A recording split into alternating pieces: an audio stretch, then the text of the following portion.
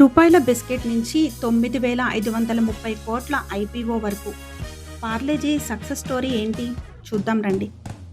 ఉదయాన్నే ఒక కప్పు వేడి టీ, దానితో పాటు రూ. 5 పార్లేజీ బిస్కెట్. ఇది కేవలం ఆహారం కాదు, కోట్లాది భారతీయుల బాల్య జ్ఞాపకం.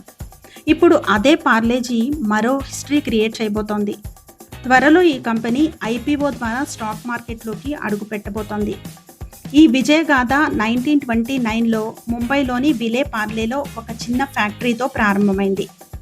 అప్పుడు కేవలం 12 మంది మాత్రమే పనిచేసేవారు. ఆశ్చర్యకరమైన విషయం ఏమిటంటే వారంతా ఒకే కుటుంబానికి చెందినవారు. ఈ సంస్థను మోహన్ లాల్ దయాల్ హౌస్ ఆఫ్ పార్లే పేరుతో స్థాపించారు. 1939లో పార్లే తొలిసారిగా గ్లూకోజ్ బిస్కెట్ల తయారీని ప్రారంభించింది.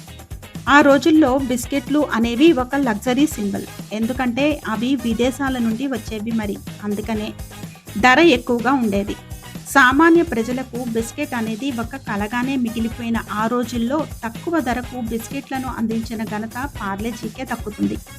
కొన్ని సంవత్సరాల వరకు కామన్ మ్యాన్ మార్నింగ్ బ్రేక్ఫాస్ట్ అంటే పార్లేజీనే అంటే మీరు నమ్ముతారా? రెండో ప్రపంచ యుద్ధ సమయంలో సైతం బ్రిటిష్ ఇండియన్ సైన్యానికి కూడా బిస్కెట్లను సరఫరా చేసిన పార్లే జీవితంలో స్వాతంత్రం వచ్చిన తర్వాత ఒక పెద్ద సంక్షోభం ఎదురైంది.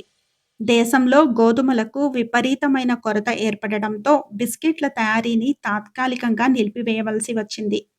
అయితే కంపెనీ ఏమాత్రం వెనక్కి తగ్గలేదు. గోధుమలకు బదులుగా బార్లీతో బిస్కెట్లను తయారు చేసి మళ్లీ విజయాన్ని అందుకుంది. అయితే 1982లో మార్కెట్లో తనకు ఒక ప్రత్యేక గుర్తింపు కోసం పార్లే గ్లూకో పేరును పార్లేజీగా మార్చారు.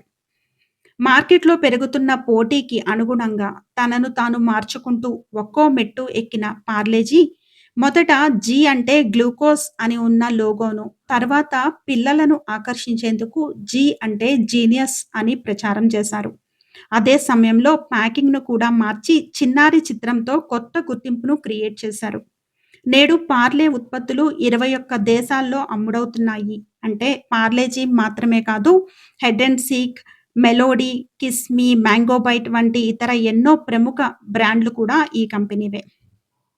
ఒకప్పుడు రూ. 5 బిస్కెట్గా ప్రతి ఇంట్లో చోటు సంపాదించిన పార్లే ఇప్పుడు వేల కోట్ల ఐపీఓతో భారత వ్యాపార చరిత్రలో మరో కొత్త అధ్యాయాన్ని ప్రారంభించబోతోంది. మార్కెట్లో ఉన్న పోటీని తట్టుకుంటూ దశాబ్దాలుగా తన ఇమేజ్ను కంటిన్యూ చేయడం అంటే ఒక సామాన్యమైన విషయం కాదు కదా. దీని మీద మీ అభిప్రాయం ఏమిటో కామెంట్లో చేసి చెప్పండి. Thank you.